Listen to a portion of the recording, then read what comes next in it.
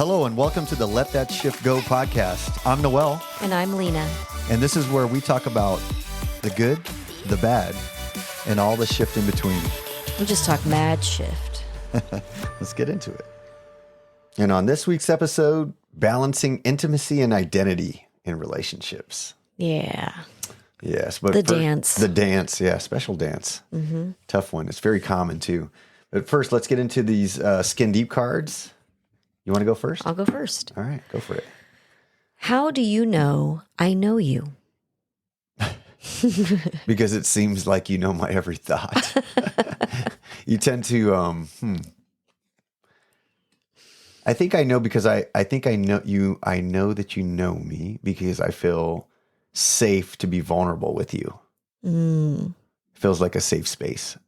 And knowing that you see me and you understand me helps me to be more vulnerable. Yeah, to let go of needing to be anything else. Yeah. Other than yourself. Yeah, it's a calming thing. You know, just I'm able to kind of move into a space where I can be more free, probably more so than I would with anybody else. Because even if I was going to say something that was, that I'd be afraid to say somebody else, or I would be like there'd be a repercussion or something. Yeah, I would be free to say it without feeling like you would judge me. You would understand the context of it because you've pretty much got the context to most things. Makes or sense. when you say I'm fine, and I'm like, are you? No. Feelings I've not expressed. Fine. Oh, that's an honor to be that space for you. All right. Well, I got this. Okay. My question is, how would you title this chapter of our lives?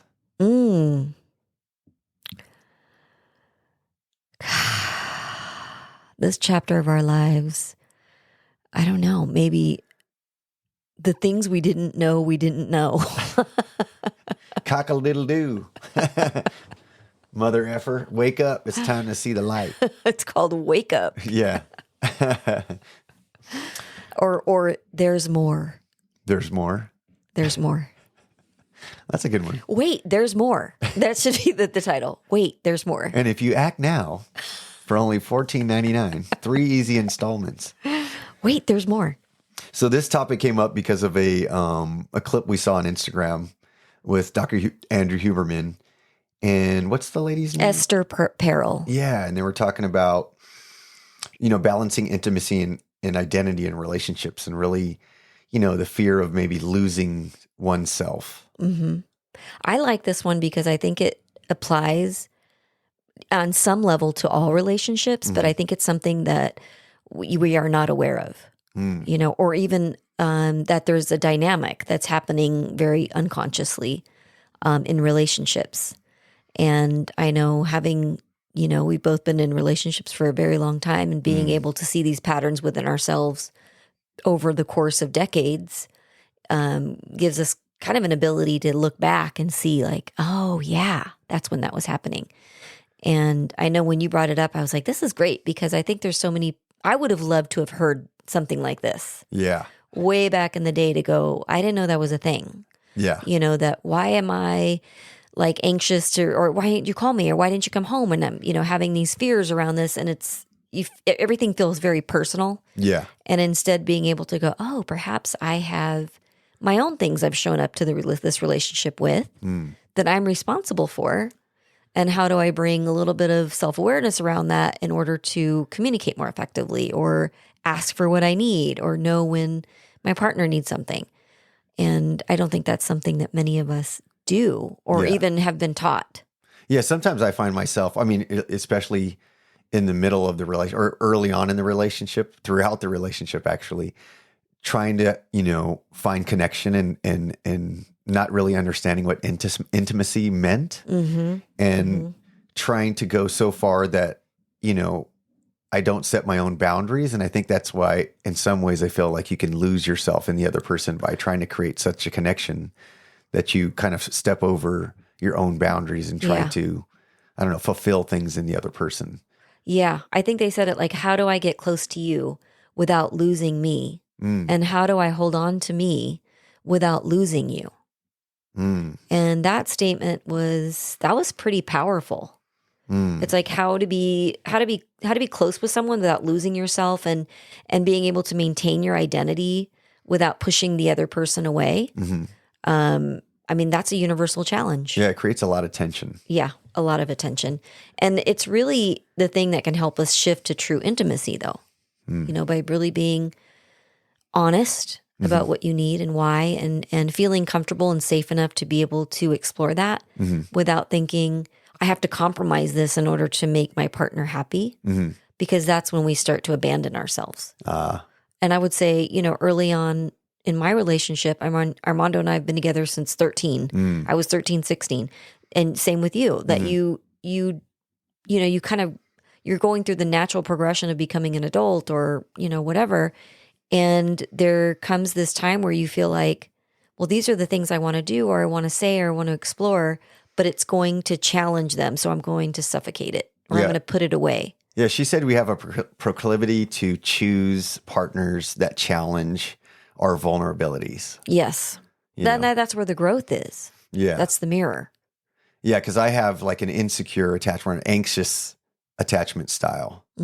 And so when I feel distance, I want to be close and all that stuff. But for my partner, they may have an avoidant type attachment style. So when there's conflict, they want to pull away and have their separateness and their own alone time and that kind of thing. With that actually feels like abandonment to me. So depending on the type, and that feels like suffocation to the other person. Yeah. Yeah. So this balance of losing yourself. I want to play a clip that I heard that kind of talks a little bit about this. So let's just listen in on this one. Okay.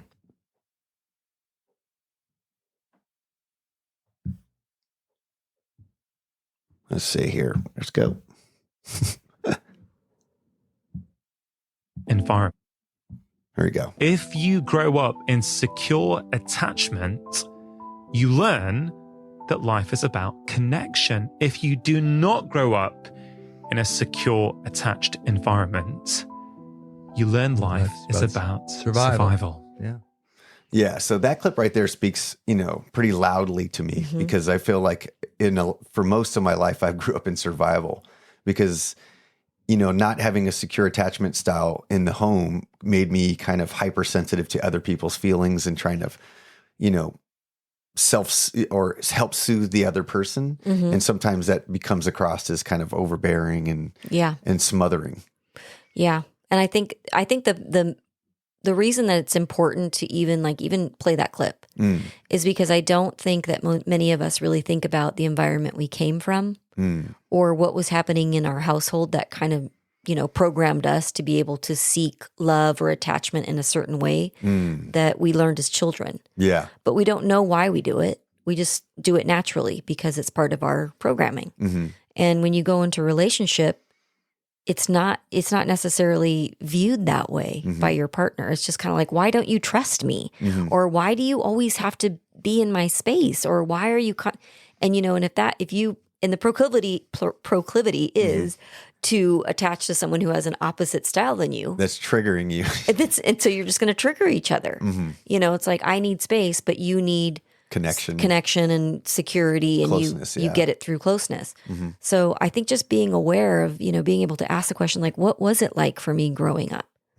Was there a fear of abandonment? Was there, something that you always felt like the shoe was going to be pulled out from under you or whatever? Did you, if you didn't get your needs met in that way with closeness and connection, to build that secure attachment, then you're going to seek that, in relationship.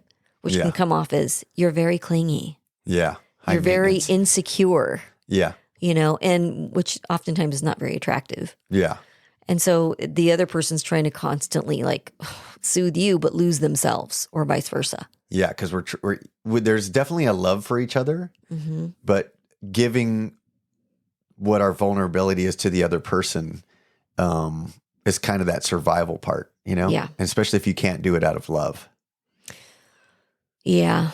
Yeah. Then it can become resentment. Yeah. Yeah. Because if one partner's needing more independence and the other one's craving reassurance, those two things are not matching up. Yeah.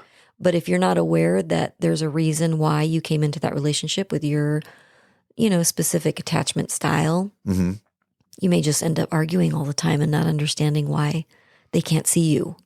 But we seek it for some reason, like that's what we're naturally attracted to, is something that will, those vulnerabilities, something that will cause us to find the healing in that. I mean, I didn't know that at the time, but now it's kind of very prevalent in my life that this is why this happens for me. Well, and you think oftentimes, we seek, like so many of us choose partners that were very much like our parents. Yeah. Without consciously doing that. Like, we're not like, I want to find someone just like my dad who happened to have been an alcoholic or very abusive to my mom. Like, we're not consciously seeking that, but it's actually what we're comfortable with. Because it's familiar. It's familiar. Yeah. So then you're going to keep playing out this pattern over and over. Really, it's probably in hopes that you will someday correct it, or you'll someday realize, oh, I don't need to do this. This isn't true. But it's, usually having to boop into that pattern over and over and over again until you go, I think I'm tired of this. Yeah. I don't think I want to keep doing that. Yeah. And you may get to a place where you're like, I need to heal from something, because you played a clip, or you posted a clip earlier about when do you know it's time to heal, and it goes back to where, like what you said, when it's too uncomfortable to stay the same, when you're crying yourself to sleep, when you feel like your soul is just not matching up with what's happening on the outside. When you're just surviving and not thriving. Yeah. And some people don't even know there's a choice because maybe survival feels like thriving. Yeah. So, yeah, I think normally we don't even recognize we're in these patterns until it gets painful.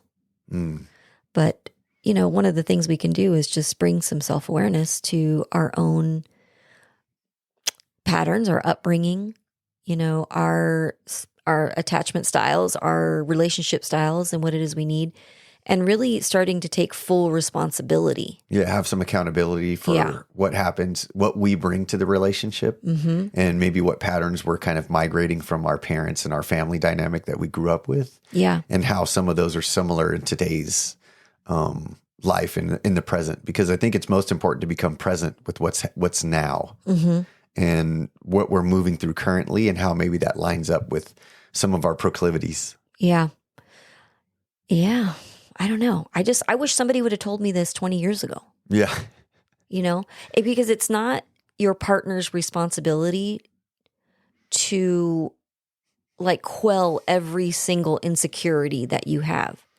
I think it's really important for you to recognize why you have them. Like, what is that feeling that it's bringing up for you when they don't text you back? Yeah. Or they don't, fill in the blank. Well, I think that the hard part that happens is because I think the ultimate goal for myself is to become secure. And the only way to do that is to really become accountable for what the patterns I'm bringing to the table. And why they're there. And why they're there. And then, it is beneficial to have a partner that maybe can have some compassion for my side. But until you can actually identify those things and maybe have a conversation about those things, right. I don't think your partner can be compassionate about, because they may not be recognizing their patterns themselves. Yeah. Like, how do you stay present and open in the relationship without losing sight of who you are? Yeah. It's going to take some awareness. Yeah, because you find yourself bending to meet their needs without being able to voice what your needs are, because you're feeling hurt by the pulling away or the smothering. Yeah.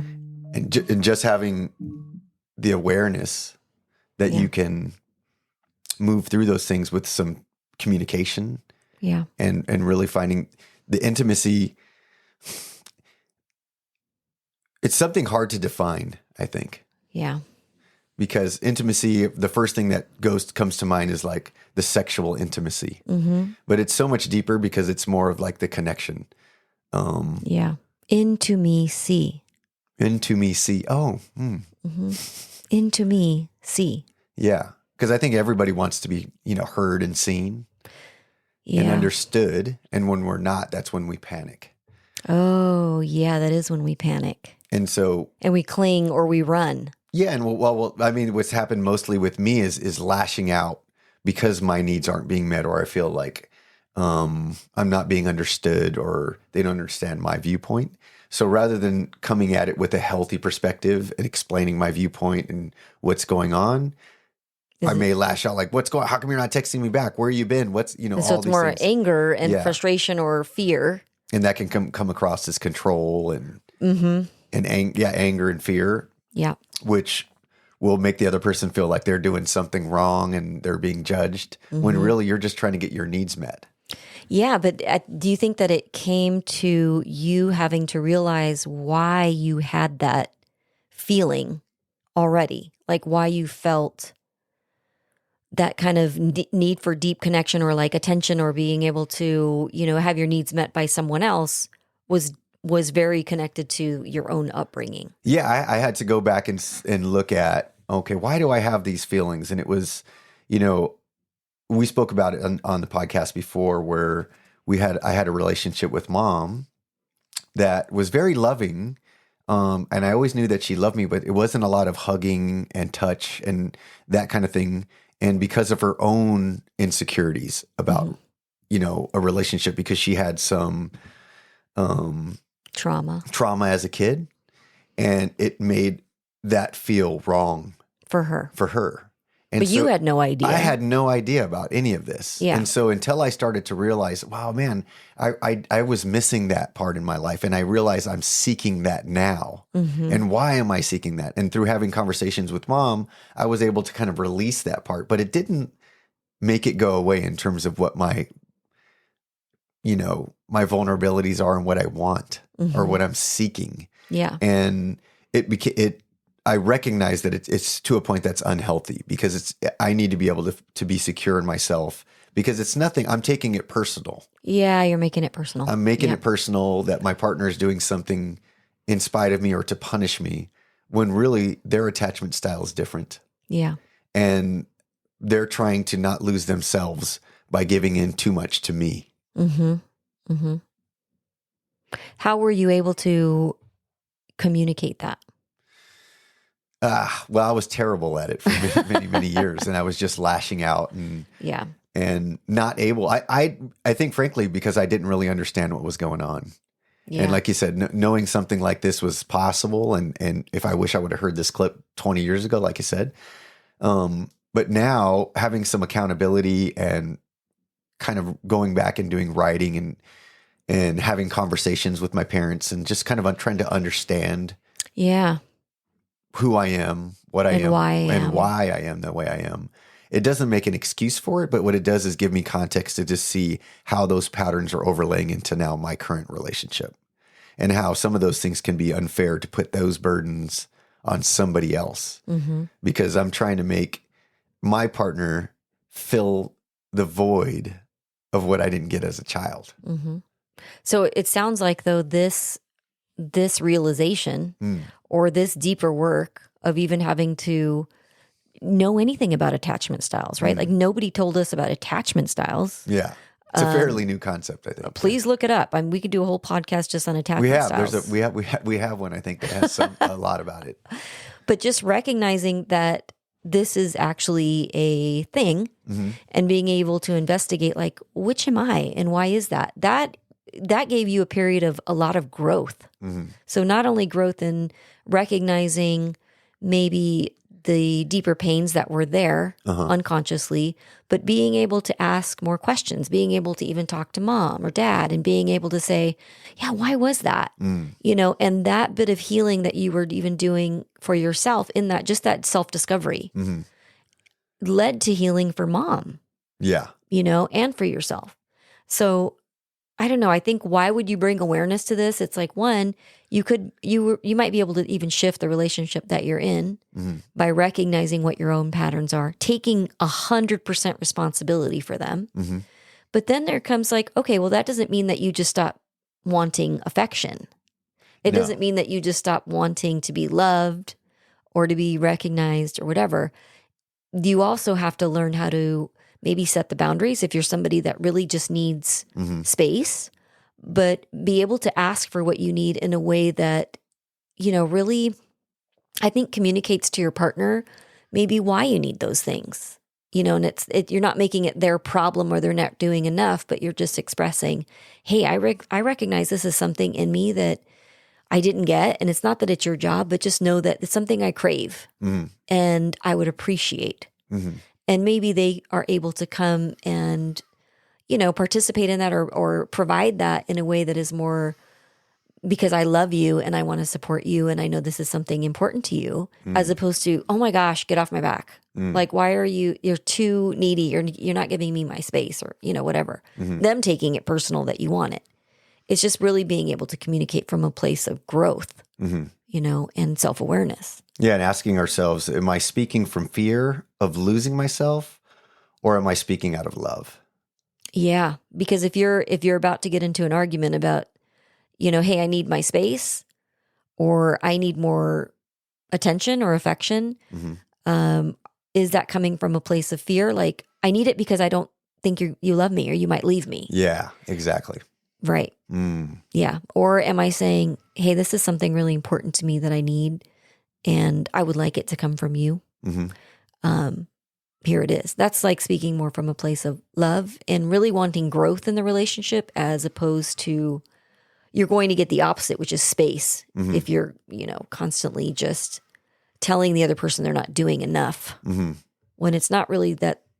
It may not be that they're not doing enough. It may be that you just have these wounds inside of you that are not healed, have not been addressed, and need some attention. Yeah. And a lot of times, I think the thought process for me is just trying to provide and give things that I wish I got in the relationship and expecting that to come back. Yeah. You know what I mean? And when it doesn't, I take it personal. Yeah. And if you're with somebody who wants more space, that's not what they're asking for. Like, I think that I'm giving them all you're giving the love. giving them what you need. Yeah, I'm giving them everything that I need, and I'm losing myself in it.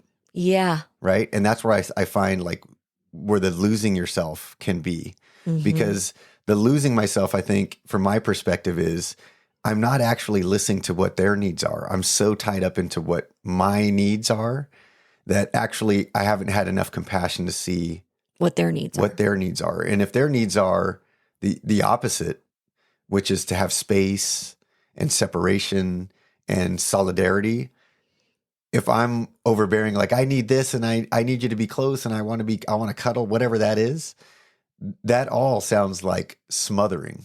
Yeah, suffocation. On the other side. And so how do you find the compassion there? Because both sides have to find some accountability, balance there. And I think that's where I found myself losing myself. Well, also if you think about it, in some ways your over affection or your, coddling or, constantly kind of giving affection and attention when somebody doesn't want it is a manipulation. Yeah. Because you think, if I give this to you, then you should give it back to me. Yeah. So it comes with conditions. Expectations. Yeah. So that's where you're going to lose Unspoken yourself. Expectations equals resentment. Yep. We talked Was about it that. like preconceived resentments or preconceived? I don't know. Premeditated. It was premeditated resentments. Yeah. So yeah, while you think that you're giving all this lovey-dovey and you're going to get it back, in some ways that in itself is a self-serving manipulation. So how would you see it because I can easily speak from the anxious attachment style. I don't know if how would you see it from the other side in terms of, from feeling smothered and needing space and needing separation and feeling that on the, coming, how do you see that and receive that? Well, it depends because I think if I'm on that side, I would have to have a level of self-awareness to know why do I need that? Why do I feel like I need more space and that makes me happy? And be able to see why you trying to come at me all the time makes me uncomfortable. There'd have to be some level of awareness on my side to be able to hear that and recognize, well, this is what I need. This is what you need. How do we meet in the middle? That's the dance. But both partners need to be dancing to the same song at some point or on the same page. So if I'm not able to communicate to you why that bothers me, that you constantly need this thing, it makes me feel the opposite of not enough. Yeah, I'm not doing enough. Or also like I'm being smothered and suffocated. then it's just going to be a conflict. It's going to be constant tension. Mm. So I think that on some level, it takes the work of both people to be able to meet in the middle, you know? And I think just taking the personal part out of it, like that, this isn't against you. This doesn't mean that you're not doing enough or you're not loving enough. It just means this is what I need. And that need is not being met at this time because of the way that your attachment is. Maybe that, you know, that you need more space. Does that make sense? Yeah, it sounds a little accusatory though. It sounds like it's your fault. That's what. No, I think it's both. It's both of our faults. Yeah. You know, it's both 100% each of our responsibilities. No 50-50. Yeah. I have to be 100% responsible for my part, and you need to be 100% responsible for your part. Yeah. So we're not trying to blame anyone. We're just trying to both show up. Yeah. You know, and be able to be honest. So, yeah, I think that it's different when you're the person who feels a little suffocated. You have to be able to have these vulnerable, you know, conversations with your partner. And we talk about, you know, deep listening or active listening without being defensive. And that's the hardest part for me. Is being defensive. Well, the defensiveness oftentimes comes because you're not aware of why you're doing it. Yeah. You know? Like if you were to say to me, if you were being defensive about you needing attention or physical touch, then that probably means that you're not aware of why. You're making it my fault. You know? Yeah. So if you remove that, then there's more space for an open dialogue. Yeah. So if you were to say to me, hey, this is not about you. This is just, I recognize this as a deep need in me. Then I can probably come and hear that as opposed to you're not doing enough. Yeah. Then I'm defensive. So now we're both defensive. So now nobody hears each other. Yeah. And that's not active listening. It's if you can get to a space where you're not defensive and having an open, vulnerable conversation with your partner, that can lead to a space where you guys can find some common ground to kind of I think it comes to compassionate listening. So it's not just, okay, tell me I'm listening. It's compassionate listening, meaning it's empathetic listening, being an empathetic witness to your partner. Trying to understand from the other perspective. Really trying to understand. Watch their movie. Yeah. Yeah. I think that's a big part of the communication is really that compassionate listening. It's like that, listening without defensiveness, because that can start to ease the tension in the relationship or in the conversation. The other thing is really being able to self-regulate, and learning ways to just regulate yourself so that you can come into the conversation and be fully present. Yeah. Annie talks a lot about, in their relationship, they're able to just take a break and step away because they need to find some calm. And I always had a hard time with that because I don't want to go to sleep angry. I need to talk about it now. And it doesn't have to be right in this moment, but just at least enough time so that you can calm your nerves and come back and be an adult. Yep. But you have to have some tools. Yeah, you got to have some tools. Guess what I'd recommend? Breath work. A little 10, 20, 30. Yeah, a little 10, 20, 30, breathing, calming your nerves, and just self-regulation. There was one recommendation that Armando and I went to this conference, and it was with this couples counselor, and they said that when they feel like they're getting into an argument, that they kind of have either not a safe word, but one of them will put their hand up in the air, their fist in the air, and say same team, so that we know we're both upset, but we're on the same team. Yeah. And it's almost like a stop. Let's just think about where we're at right now. Same team. Same team. Yeah, I say that a lot with the kids when my boys are fighting. I'm like, hey, you're on the same team. Yeah. I think it's important for, partners to be able to evolve and grow together. And that does take a level of self-exploration. to see how you're showing up in the relationship and how do we support each other through that without making it personal, that we've done something wrong. Just be able to see them in their own story. Well, we've been having a conversation about tolerating and celebrating. Ooh. And, you got to be able to get to a place where you're celebrating your partner and not just tolerating their proclivities or their vulnerabilities. Yeah, I don't want to be tolerated. Yeah. I don't want to be tolerated in a relationship. Yeah. That feels ick. That's icky. Doesn't feel good. I want to be celebrated for all of my faults, for my weaknesses, for my strengths, for all of it.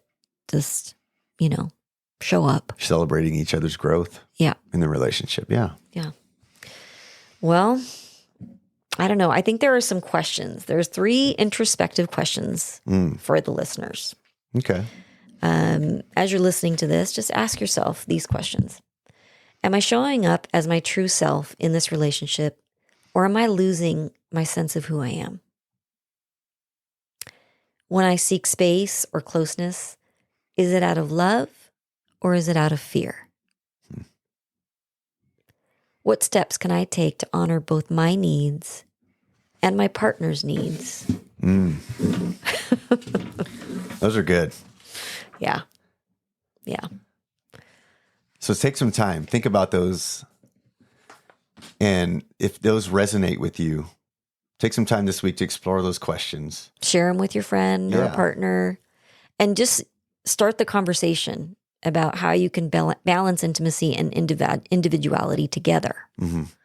Because you can have both. Actually, you can have the deeper version of both with just a little bit of self-exploration and a little bit of compassionate listening and inviting each other into that space. What if you took these questions and asked your partner and allowed yourself to really listen compassionately to the answer without being defensive? What if that could spark something in the deepening of that relationship into deeper intimacy? Yeah, here we are. Thanks for tuning in. And you know what? Subscribe for more insights on relationships, consciousness, and the path to self-discovery. We're here.